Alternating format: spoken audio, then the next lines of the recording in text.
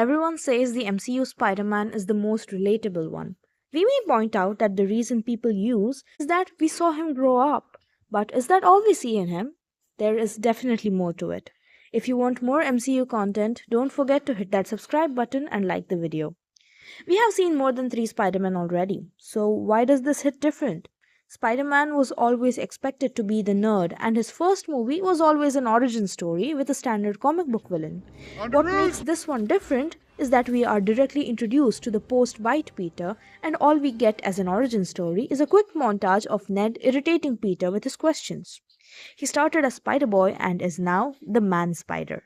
This is the story of the MCU Peter Parker, the boy who became an Avenger just to be forgotten by the people he loves the most. This crazy car parked outside. All this began in Civil War. Both the sides were getting the best people out there to fight for their view. Iron Man discovers Peter Parker doing his friendly neighborhood duties and recruits him to fight at the airport in Germany. We see Spider-Man for the first time in the MCU, and this is the beginning of history. You're the Spiderling. Homecoming gives us a glimpse of who Peter Parker is, what his life is, and how he functions alone. And the most important part, Peter gets to learn the same thing Tony Stark learns in Iron Man 3. He realizes that the suit does not define him, he defines the suit.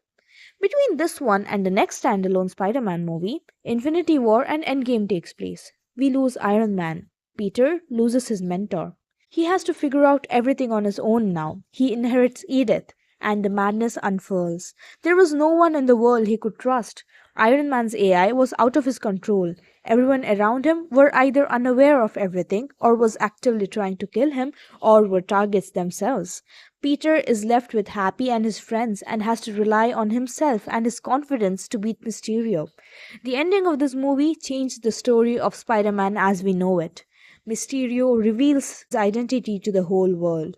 This leads us straight to No Way Home. The movie was fan service at its best, I won't deny it.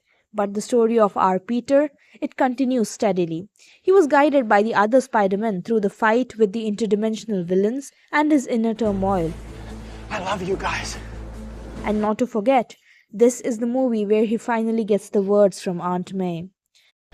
And with great power, there must also come great responsibility. That's what the third movie is all about.